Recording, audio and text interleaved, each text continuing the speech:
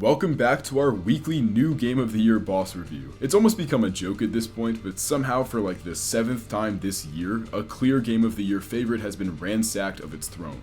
But unlike the rest, which I may have overhyped for the sake of engagement, I have a genuine feeling this game is here to stay. Blasphemous was already Alex and I's favorite indie Metroidvania, as well as just one of our favorite games in general, and to keep it short and sweet, Blasphemous' significantly better sequel is the clear-cut best game of 2023 so far for us, and it is going to take something abnormally special to beat out this masterclass of game design.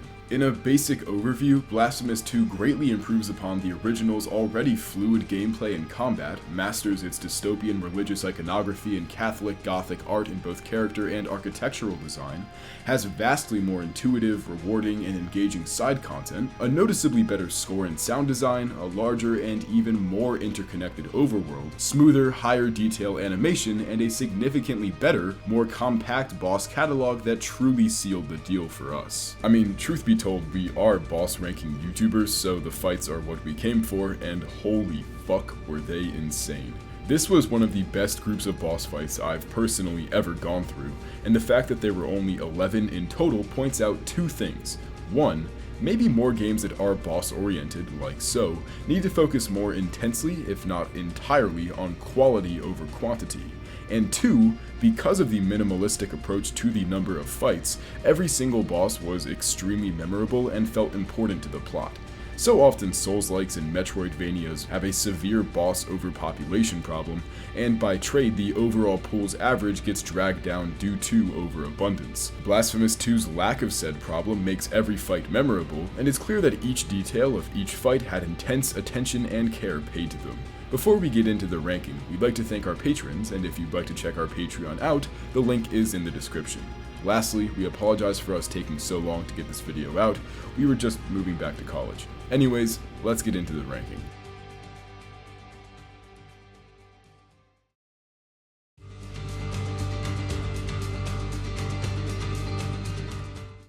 Going into this fight, I was expecting a laughably easy throwaway tutorial fight like the Warden from the first game. While the Faceless One isn't exactly difficult, he definitely beat my ass more than I would care to admit. While a large part of that could be chalked up to rust, I would still say he's a tougher customer than his counterpart in a lot of regards. He has ranged attacks for one, so you can't just hide on the side he isn't facing and whack him to death. I did think the design in this guy was interesting. He looks like a robot, which isn't something you see much of in the world of Blasphemous. I guess even Custodia will make technological progress if you give him 1,000 years to do it. Well, that or he's just wearing armor over a scandalously skin-tight muscle shirt. He's definitely going to hell for that. Not that it's possibly any worse than the living world of Blasphemous already is. The Penitent One did him a favor. Now he can go do something other than throw a wheel around and kick rocks outside a tomb.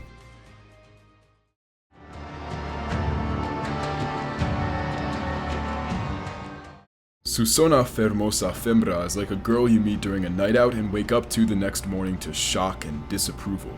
Yes, her name is antithetical and I won't point it out, but did you know Fermosa isn't a word? Well, kind of. Fermosa Fembra translates to beautiful woman, not in basic Spanish, but in Galician Spanish, a dialect used in a small region in the northwest of Spain. What does this mean? I don't know. I don't know anything about regional Spanish history, mythology, or really just any niche aspect of Blasphemous' story. I'd really like to give my thoughts on all of the boss' clearly meaningful story importance, but it'd be no better than me giving my take on the Philippine political scene. I know absolutely nothing about it, so no story talk here. Susona, like the Faceless One, isn't bad, mediocre, or even good. She is a very good and creative fight, but at the same time is incredibly repetitive. I made the intentional decision of fighting all the bosses without a guide, which unfortunately made me forget the usefulness of rosary beads, and in this case specifically, the sphere kissed by the storm. Like the last game, rosary beads are extremely useful, but this time around there is a much heavier focus on their defensive capabilities over offense and dodging. In a case like this, or as you'll soon see, the Incarnate Devotion, a tier 3 bead can quite literally have or more than have the damage you take from any given attack in the neutered element, although you likely won't be taking a ton of damage here anyways, considering Susona is perhaps the most repetitive non-introductory fight, landing her where she is. She only has 3 attacks in total, one of which is actually really cool, but otherwise she sort of haplessly floats back and forth between sides, only occasionally doing something different. The fight's not offensive, but relative to the insanity later on this list, as well as the insanity that came before her in the game, she was definitely underwhelming.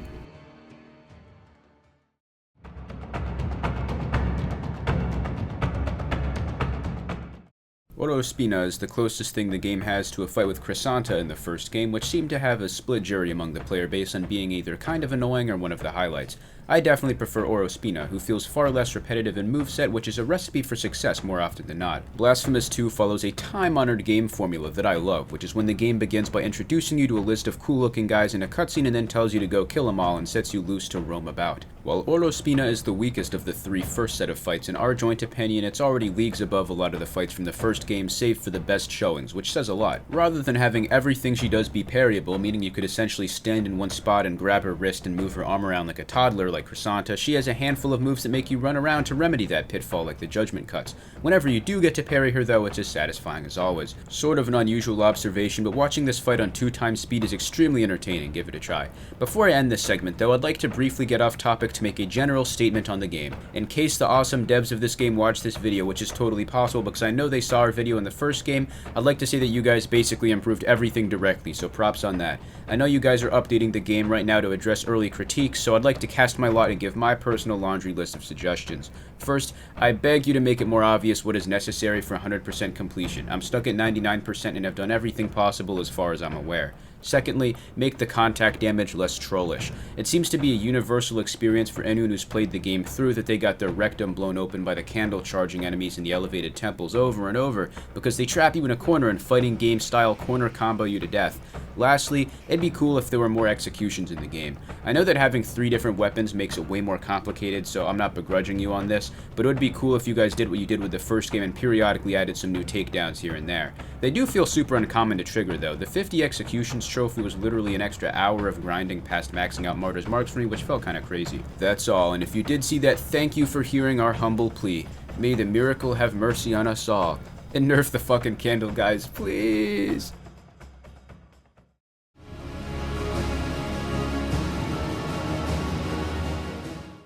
Alex just wonderfully mentioned a lot of things he'd like to be changed, which all were great points, but one thing I'm sure is going to be changed whether anyone voices their opinions on it or not is the time stop prayer, Seguria to the memory of your eyes. From the onset, we both knew this was a game-breaking cheese, and as such, I made the sacrifice of not using it for the sake of having a much more objectively accurate experience with the bosses, as well as watchable gameplay.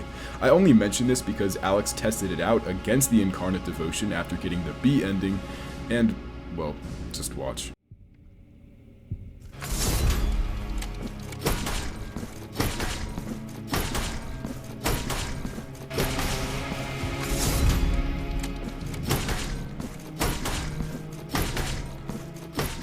Like Susona, Incarnate Devotion is on the simpler side, but also gets castrated by rosary beads, this time votive offering claimed by Rust, and imprint of Scalopendra, which significantly increase elemental and fire resistance. This fight has more layers than the previous on this list as well, and also feels much more open to a weapon of choice as compared to there being one obvious counter.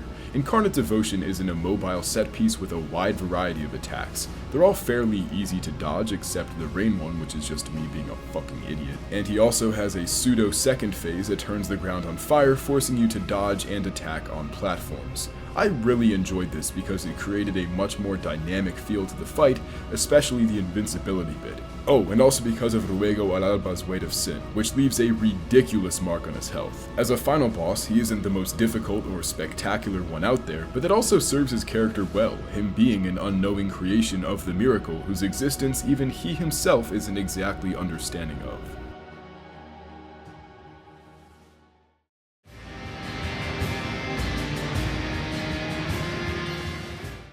Odon is by far the coolest looking dude in the game to me, so I was expecting him to be my favorite going into things. Confraternity is an awesome word too. Jack and I had a whole discussion about how great the word choice is in this game a few days ago. While he is quite fun, the truth is he's a bit too easy to stick around much in the old noggin.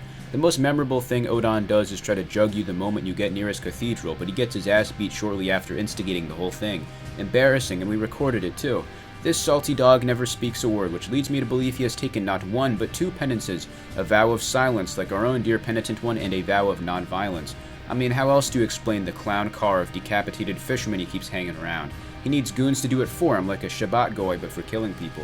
He does do things that could liberally be defined as attacks, but they're not at all difficult to avoid and hit like love taps more than death blows. If you use the Veredicto for 75% of the game like I did, you'll essentially have a full fervor meter the entire fight, which can give way to all sorts of shenanigans amongst the less honorable penitent ones out there. As long as you don't fall asleep on the job, you'll be able to take him down with little trouble and scatter his ashes to the heartless sea.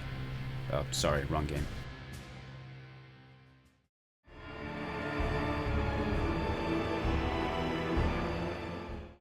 Hardest boss in the game? Well, no, but unquestionably Radames is the hardest of the old penitents. The order I did was Orospina, then Lesmes, and then Radames, and based on their respective health bars, I believe that's the intended order, but maybe I'm wrong. In how Orospina tests reaction time and Lesmes tests endurance, Radames tests a little bit of everything, but mainly patience and defense. Surprisingly, a lot of this fight can be done standing still. As for the vast majority of your time in the arena, you're going to be simply dodging him rather than dodging and countering him. The vast chunk of your damage comes through avoiding him and then countering while he's staggered, or Haberra to the poison of jealousy. This thing fucking decimates Radames, and I actually unintentionally killed him with it in a very anticlimactic way, but besides the point. The main positive about Radames to me is how as the fight drags on, it increases in difficulty, but, depending on your skill and weapon, becomes greatly more rewarding. In the second phase, his charge attack is much different, but also allows for a more powerful Weight of Sin, and his parryable attacks open way for Ruego al Alba's Retribution ability, although it is harder to time. Radames is just simply a very well-made and balanced fight, and was the first real wall of Blasphemous II.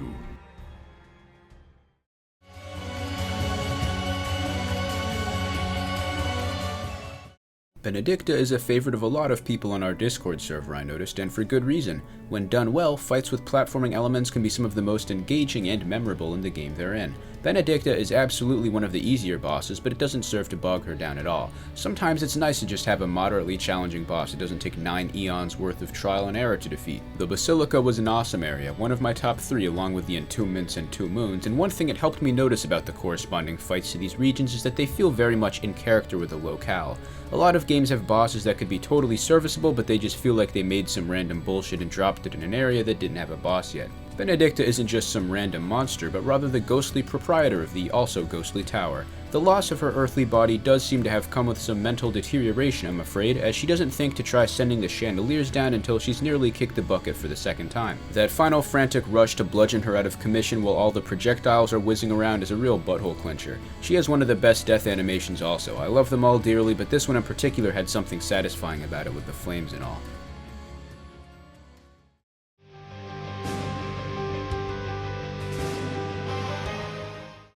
Here we are, maybe the most infamous fight in the game, and for all the right reasons. Yes, Eviterno is fucking hard, and I'm not gonna bullshit you with Souls player ego pride.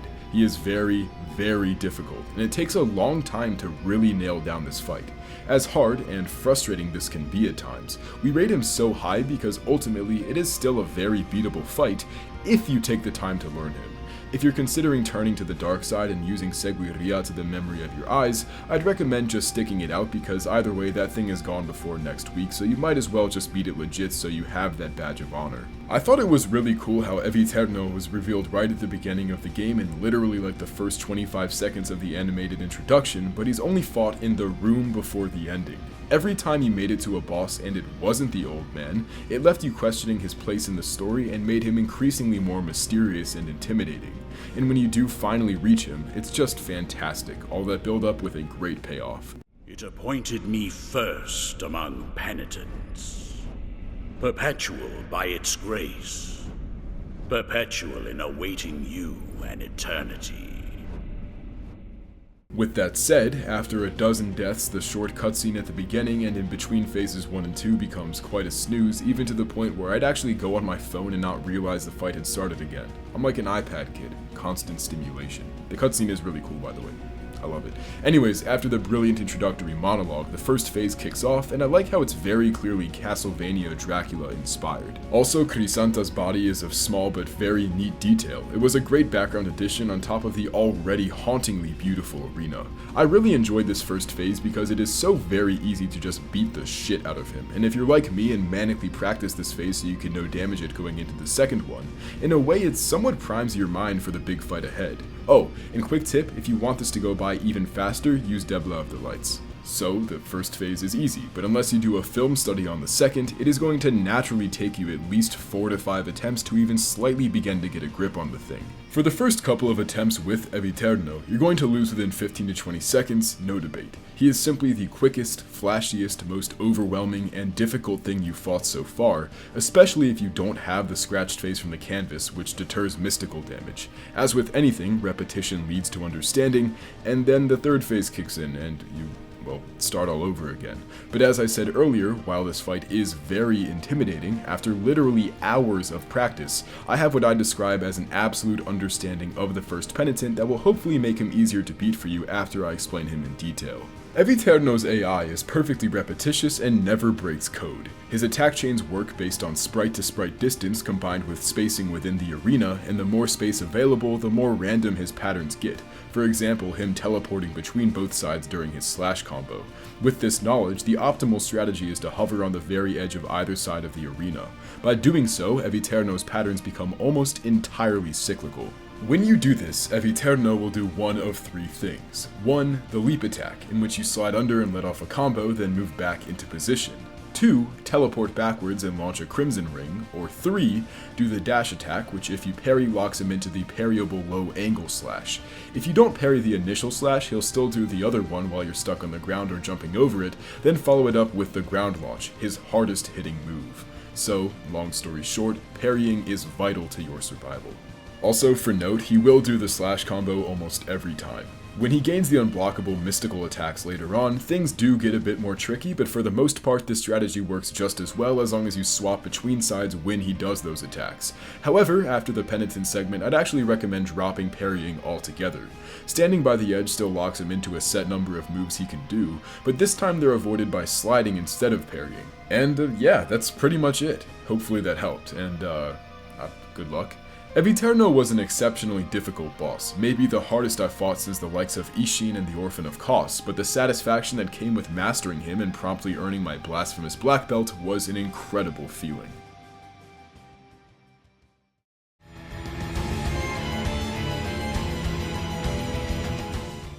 The design on this guy is awesome. I'd have to put him as runner-up to Odon for coolest looking dude in the game.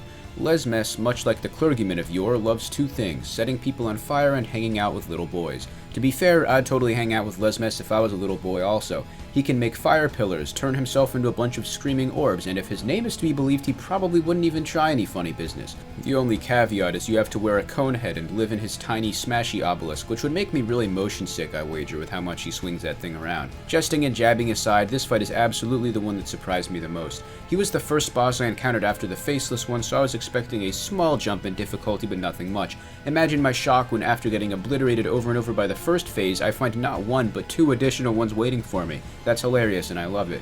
Finally killing the Infanta, who's not very hard thankfully, only to see both of them show up again was awesome. I think I let out an audible, "You gotta be shitting me," when that happened. I died more times to this duo than anyone else in the game, other than possibly Eviterno, who humiliated me enough to lower all 3 of those statues at once. Lesmes and the Infanta made quite an impression, and it was after this that I began seriously considering if this was Game of the Year potential, which I honestly think I would say it is at the moment for me.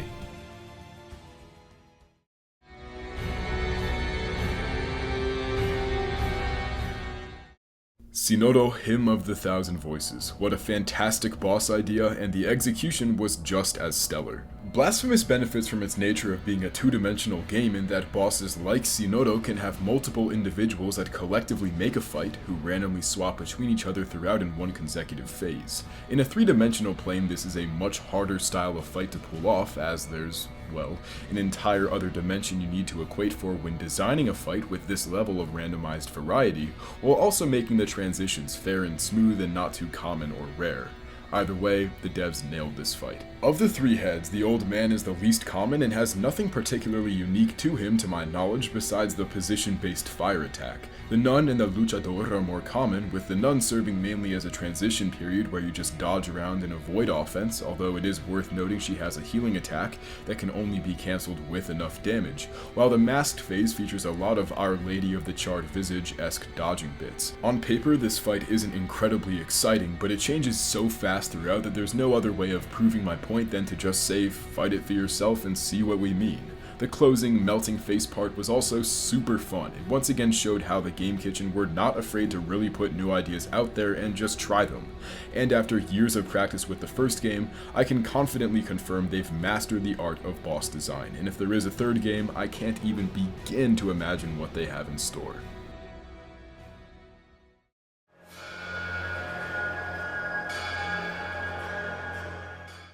Perilous is just so much fun. We thought a bit about who would take the top spot, but we both decided that this fight was just too entertaining to put anywhere than at the top. The way his patterns evolve over the course of the fight is intuitive, but also difficult enough to warrant some learning, which is a process that really gets you involved in the ordeal if it doesn't cross the line by being too frustrating. I remember thinking he could only do one big top spin across the arena, only to see him do it 3 times when I first got him low. Then I was on the lookout for that once I got him lower, but he'd also do other stuff like increasing the amount of rebounds his projectiles could do and turning the entire arena into a death zone save for one small spot. Much like he might chip away at a weapon with his Emery whetstone wheel, I slowly but surely learned all his evolutions and tactics until I beat him on a literal perfect run, save for one hit I took in the home stretch. He's one of those bosses that are tough, but once you get them down, you're seriously in the zone, and like an elevated Zen mindset that's really satisfying to be in. It helps that he has some unique moves to stand out more, like the background weapon chucking. I thought he had massive rectangular piano key teeth for a while, and apparently that's actually a flute he wears near his face. A weaponsmith and a musician. What a talented Renaissance man Perilous is. If I didn't have to kill him, I'd have loved to settle things over a match of Settlers of Catan or something. It's a cold, cruel world out there, I'm afraid, so we ripped off his jaw and set him on fire, but at least he can take solace in knowing that he was unanimously voted the best boss in Blasphemous II, according to both members of Cytonox. Like a true martyr, he died for a cause greater than his own life, our amusement.